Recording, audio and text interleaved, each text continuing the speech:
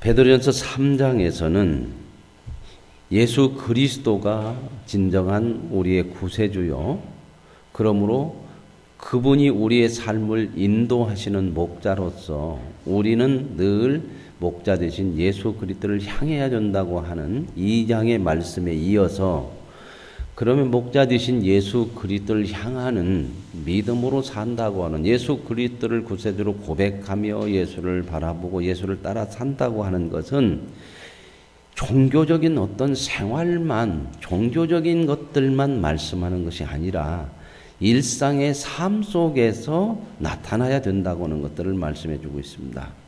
그래서 이제 일상 삶 속에서 나타나는 가장 중요한 게 뭐냐면 가정이죠.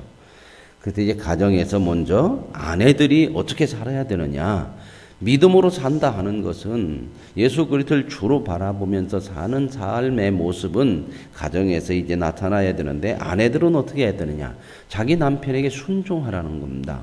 오늘 여기 보면 이 말씀은 안 믿는 남편이 있는 경우를 얘기하는 거거든요. 그래서 아내들아, 이와 같이 자기 남편에게 순종하라. 이는 혹 말씀을 순종하지 않는 자라도, 이 말은 뭐냐면 말씀을 순종하지 않는 자라도, 이 말은 믿지 않는 남편이라도 그의 아내의 행실로 말미암아 하나님의 사람됨을 보여줄 수 있고 또 구원에 이르게 할 수 있지 않겠느냐 하는 말이죠. 우리가 신앙생활하면서 이 부부 관계 속에서 세상은 이렇게 얘기를 해요. 오는 것이 있으면 가는 것이 있고, 네가 나에게 잘하면 나도 너에게 잘하고, 네가 나에게 못하면 나도 너에게 못한다는 그런 세상적인 생각을 가지고 살 때가 많은데, 그러나 하나님께서 우리에게 말씀하시는 삶이라고는 그렇지 않습니다. 세상이 어떻게 하든 우리는 믿음의 사람으로서 그 믿음의 자리를 지켜야 된다는, 자리를 지킨다는 건 거기에 서 있다는 것이 아니라 그 믿음의 길을 가야 된다는 겁니다. 안 믿는 남편이 하나님의 뜻을 모르고 상대를 향해서, 아내를 향해서 잘못한다 할지라도 아내는 어떻게 해야 되냐면 같이 잘못하는 것을 대적하지 말고, 아내는 하나님의 사람으로서의 그 자리, 믿음의 자리, 하나님의 사람으로서 남편에게 복종해야 하는 것을 하라는 겁니다. 이게 하나님께서 말씀하신 거거든요. 그러면 사람들이 이런 생각을 해요. 그러면 맨날 나만 손해보냐? 그러면 아닙니다. 상대가 하나님의 뜻이 아닌 것으로 우리에게 반응을 하고 대적을 해도 우리가 같은 세상의 방법으로 대적을 하면 우리까지 죄의 자리에 들어가거든요. 그래서 상대가 악을 가지고 대한다 하더라도 하나님의 사람들은 악으로 대항하면 안 되고 선으로 반응을 해야 된다는 거죠. 그러면 손해냐? 아니라는 거죠. 왜요? 하나님께서 그렇게 말씀하셨을 때는 그것이 우리에게 결코 손해가 아니고 복이라고 하는 겁니다. 여러분, 너는 하나님의 사람이니까 맨날 당하고만 살아. 당하는 게 아니라는 거죠. 그게 복이라는 겁니다. 그게 인생이 살아야 될 삶의 모습인데 삐뚤어져 있기 때문에 사람들이 이렇게 못 산다는 겁니다. 죄 때문에 자기중심되거나 내 손해보는 것 같은 일들은 하지 않는, 그렇게 그것이 바로 하나님을 모르는 죄된 인간의 모습이기 때문에 그렇게 살지 말라는 겁니다. 그래서 오늘 말씀에도 보면 자기 남편에게 아내들은 순종하는데, 믿지 않는 남편이라 할지라도 이 순종함이 결국 그 남편, 믿지 않는 남편에게도 자기에게도 유익이 된다고 하는 겁니다. 그 다음에 나오는 말씀이 그러잖아요. 너희의 두려워하며 정결한 행실을 보면 그들의 마음속에 하나님의 사람의 모습들을 보게 되고요. 그래서 너희의 단장은, 이렇게 남편에게 순종하려면 남편이 믿지 않으니까 당연히 믿음에 대한 반응이 안 나오겠죠. 그런데도 믿음으로 반응할 수 있는 그 하나님의 사람이 되려면 어떻게 해야 되느냐? 꾸며야 된다는 겁니다. 가꾸어야 된다는 거예요. 뭘 가꾸냐? 외모를 가꾸는 데에 그치지 말고요. 속 사람을 가꾸라는 겁니다. 속 사람을. 여기서 나오는 게 뭐예요? 너희의 단장은 머리를 꾸미고, 오늘날은 뭐라고 했어요? 너희 단장은 머리 파마하고 머리 다듬고 그 정도가 아니고, 그런다 해서 이 말씀 듣고 야 오늘부터는 머리 파마하지 말자, 다 생머리다, 그냥 머리 감지도 말고 그냥 그 얘기가 아니. 치우치지만 한쪽에 이 겉으로만 하는 것이 전부가 아니고요. 너희 단장은 머리를 꾸미고 금을 차고 아름다운 옷을 입는 외모로 하지 말고, 겉만 꾸미는 것이 사람의 삶의 모습이 아니고, 뭐라고 나와요? 오직 마음에 숨은 사람, 마음에 숨은 사람은 속사람, 우리 안에 있는 속사람을 온유하고 안정한, 이 썩어지지 않고 사라지지 않는 그러한 것으로 하라는, 우리 속사람을 온유하게 정말 아름답게 꾸밀 수 있는, 존비할 수 있는, 하나님이 보실 때 아름다움은 바로 그 내면의 아름다움이라는, 이거 하라는 겁니다. 이 내면의 아름다움이 있어야 반응을, 악한 반응, 좋지 않은 반응을 할 때도 나는 하나님의 사람으로서의 아름다운 믿음의 반응으로 대할 수 있다고 하는 겁니다. 이거 훈련해야 되는 거거든요. 저절로 되는 거 아닙니다. 참 많이 감당해야 돼, 감당. 우리도 왕왕 그러잖아요. 부부싸움 할 때. 부부싸움 맞는 사람 별로 없지만 할 때 그러잖아. 저쪽에서 막 거칠게 나오면 어떻게 해? 나도 거칠게 나가고. 그러다가 나중에는 할 말 못 할 말 다 얘기해놓고 어떻게 해 이제? 그 다음에 하는 게 뭐요?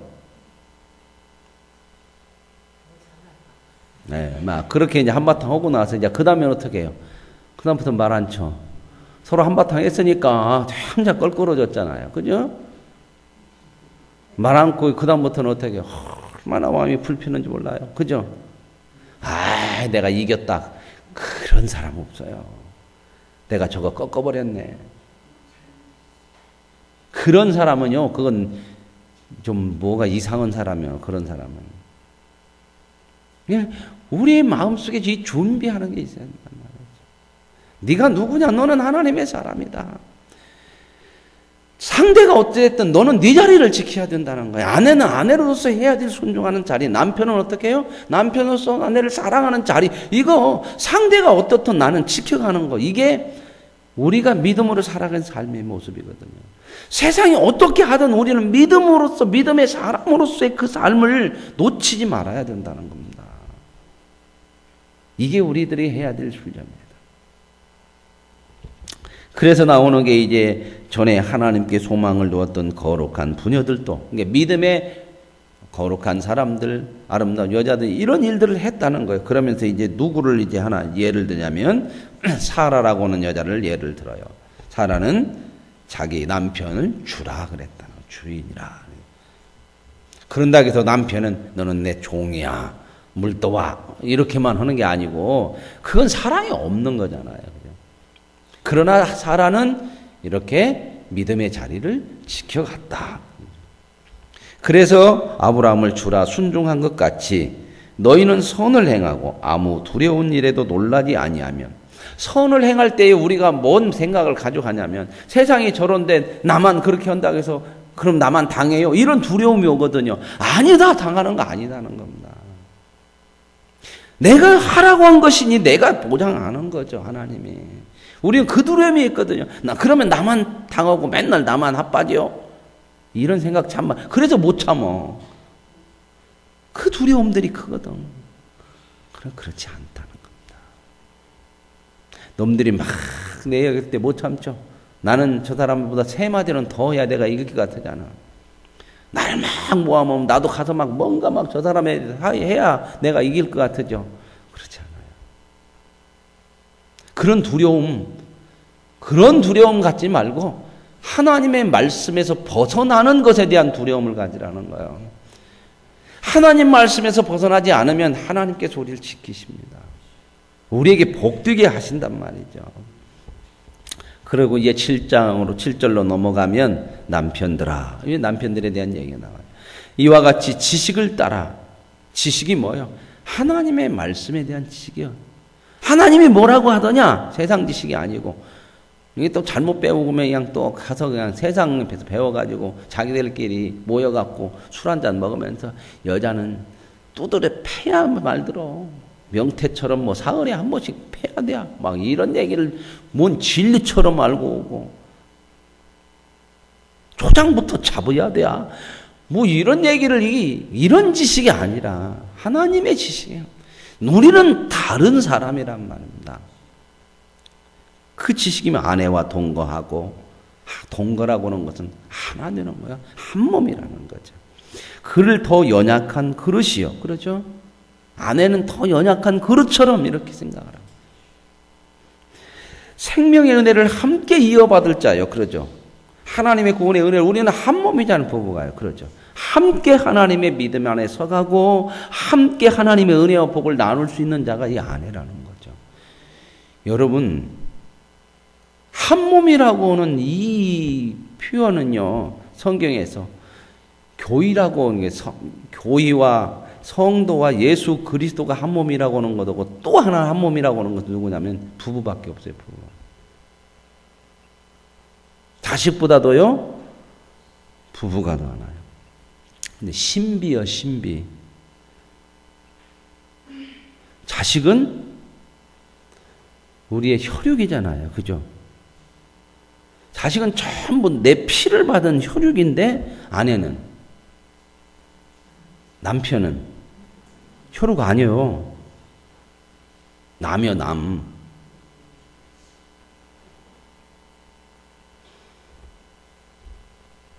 그래서 여자분들은 남편보다 누구를 더 생각하는 것 같아요? 자식을 더 생각하죠.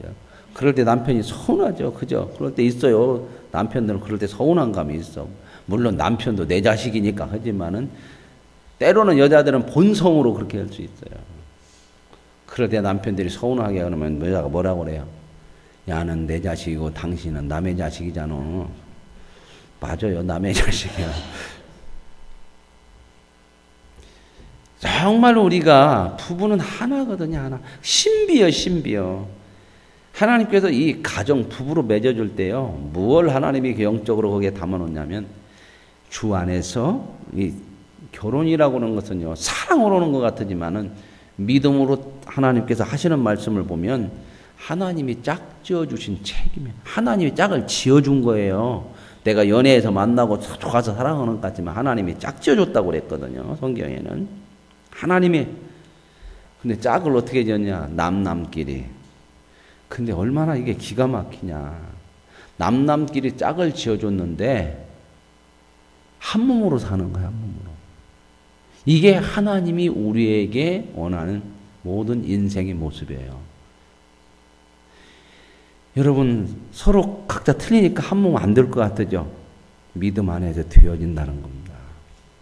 그래서 예수님 뭐라고 그래요? 하나님을 사랑하고 이웃을 어떻게 하래요?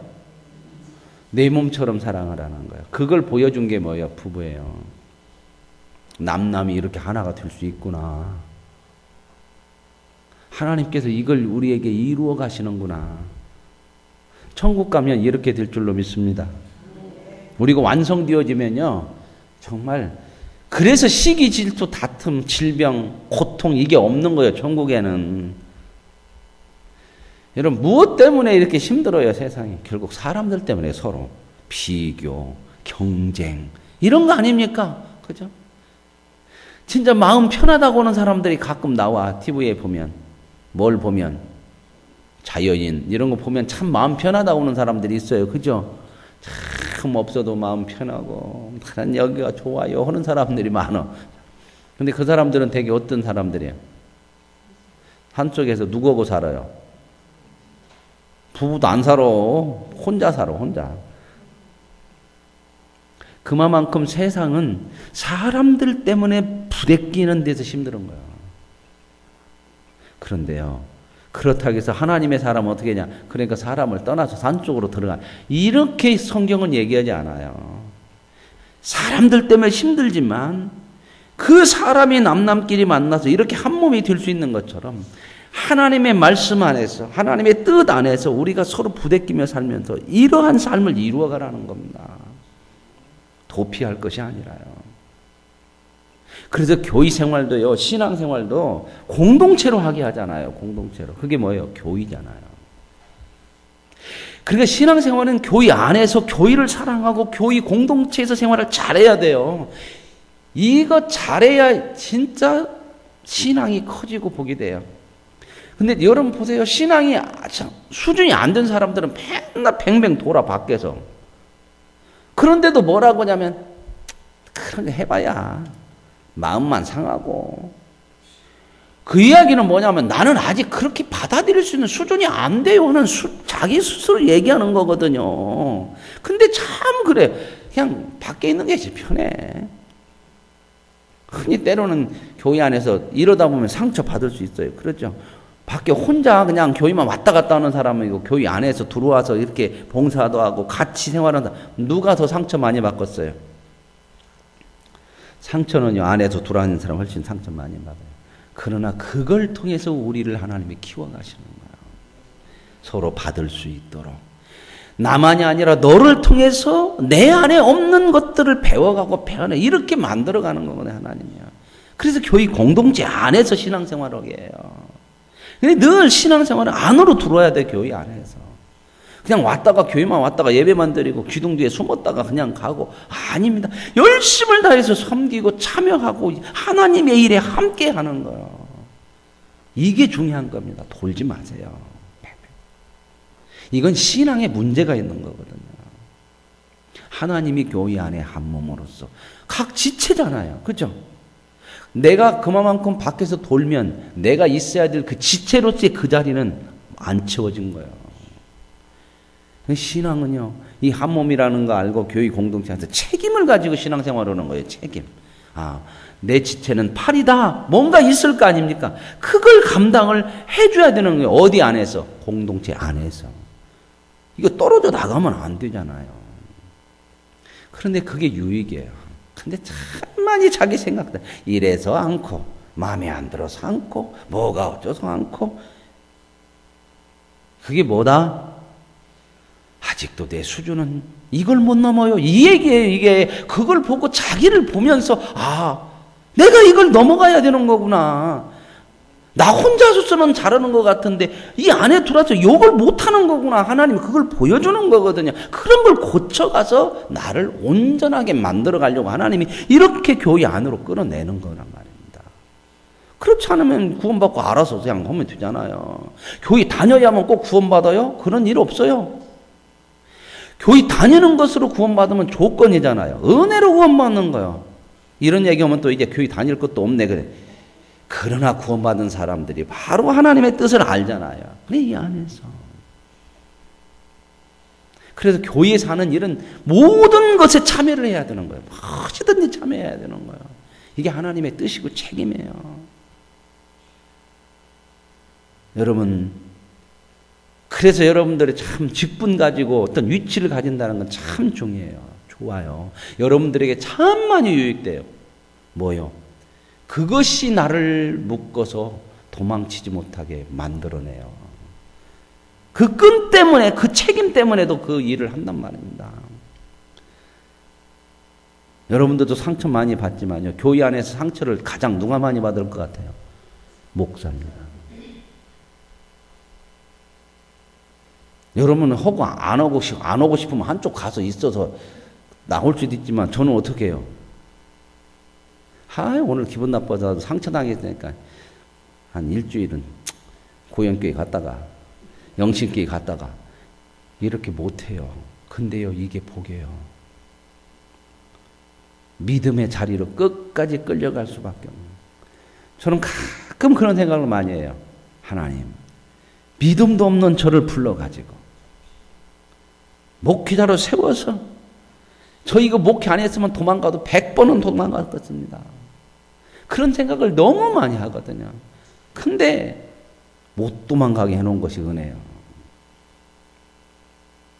여러분, 하나님이 교회 공동체를 묶어주신 그 은혜고, 여러분들에게 하나님이 주시는 어떤 직분들이 은혜고, 이걸 믿음으로 감도하십시오.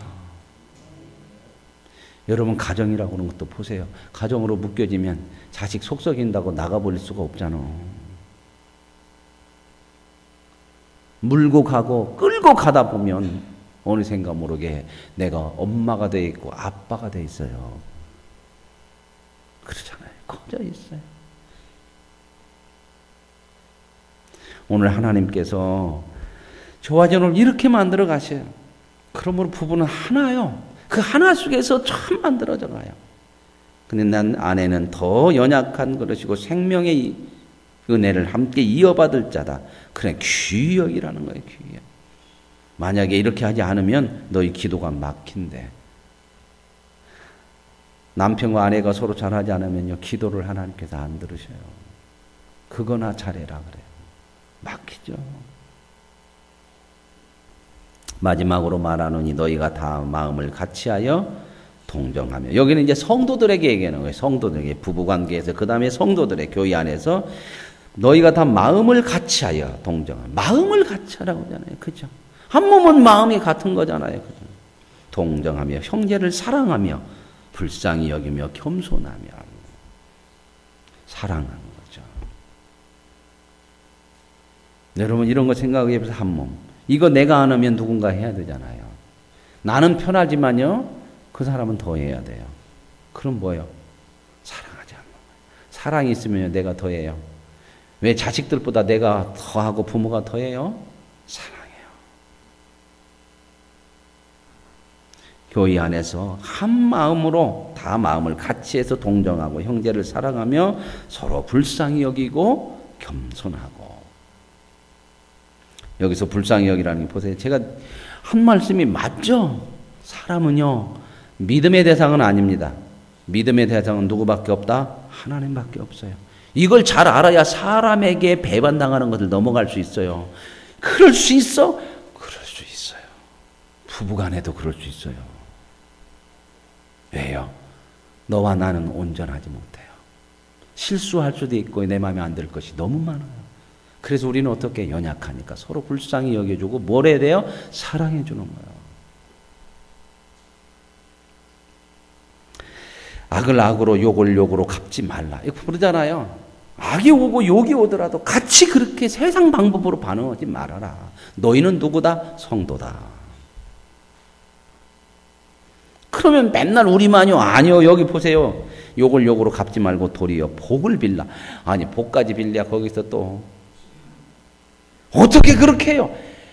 아니요. 그게 바로 뭐다? 이는 복을 이어받게 하려 합니다. 못 받게 하려고 한데 우리에게 그렇게 여러분 복 받기 원하잖아요. 하나님. 이 하나님 말씀대로 하는 것이 복을 받는 거예요. 복을 받는 거.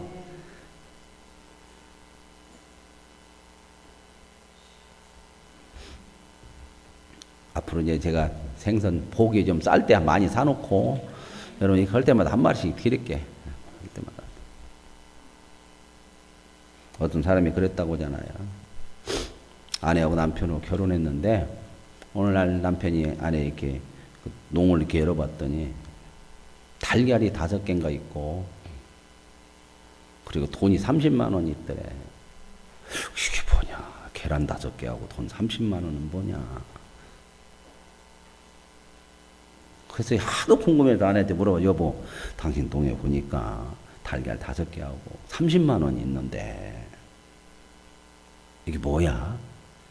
말을 잘 안 하려고 해. 한번 얘기해봐. 궁금한 게. 다른 게 아니고 당신하고 살면서 너무 속상한 것이 많을 때마다 내가 달걀을 하나씩 갖다 넣어놨어.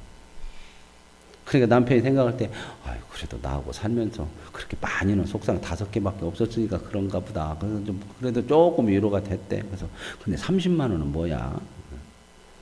달걀 한 판 들 때마다 파는 거야.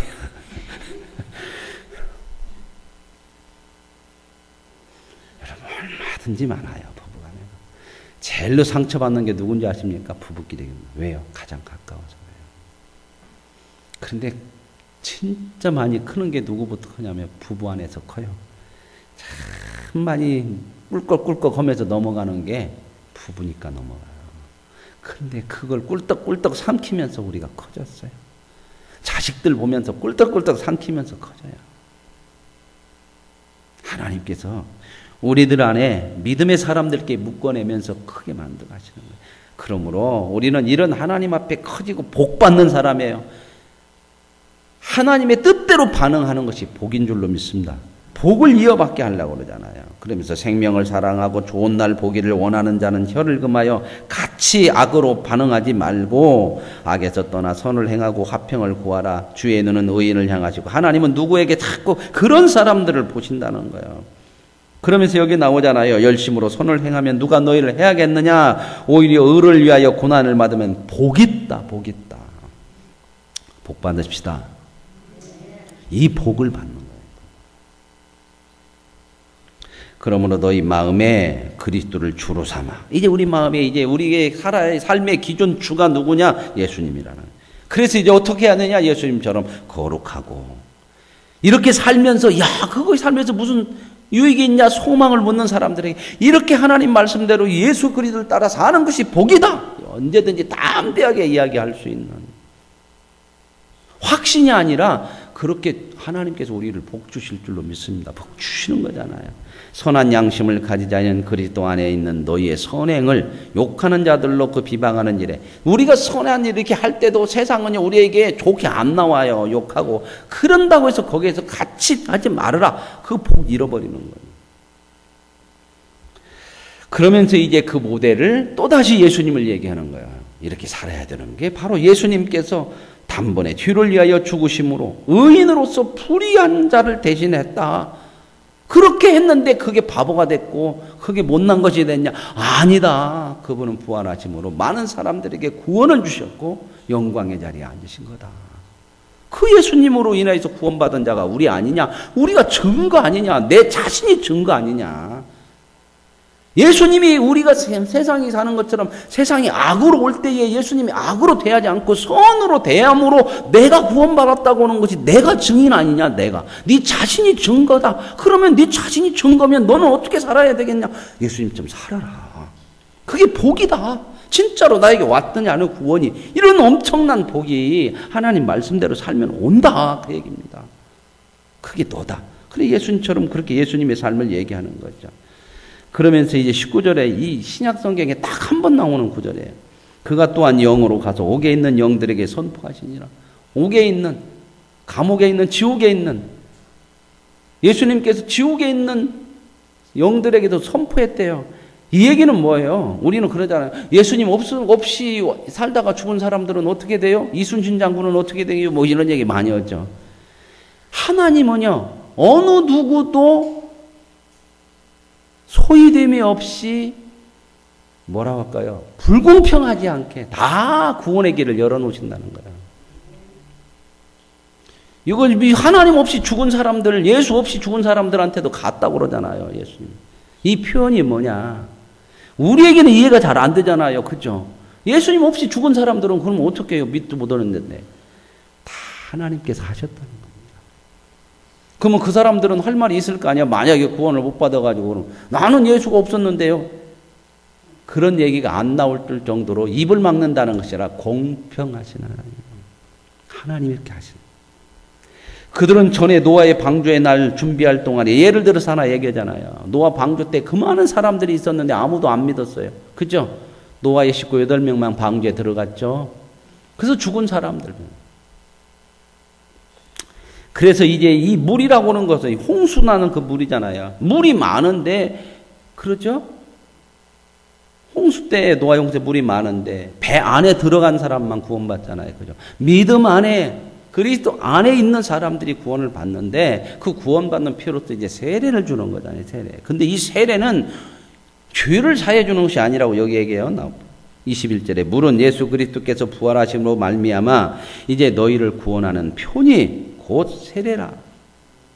우리가 세례를 받는 것은 이는 육체의 더러운 것을 제하여 버림이 아니요 죄를 사해 주는 것이 아니요 죄 사함은 누가 하나님의 은혜를 드는 거예요. 그 은혜로 구원받았다고 하는 것을 표해 주는 것이 세례라는 거죠. 지금은 세례 의식이 많이 약해졌지만 이 신약 시대나 이런 때는 이 세례는 굉장히 중요한 예식이었어요. 그래서 강가로 가서 하나님의 사람 된 표야 이게. 너는 이제 구원받은 하나님의 사람이야. 교회 공동체 회원이야. 이 얘기거든요.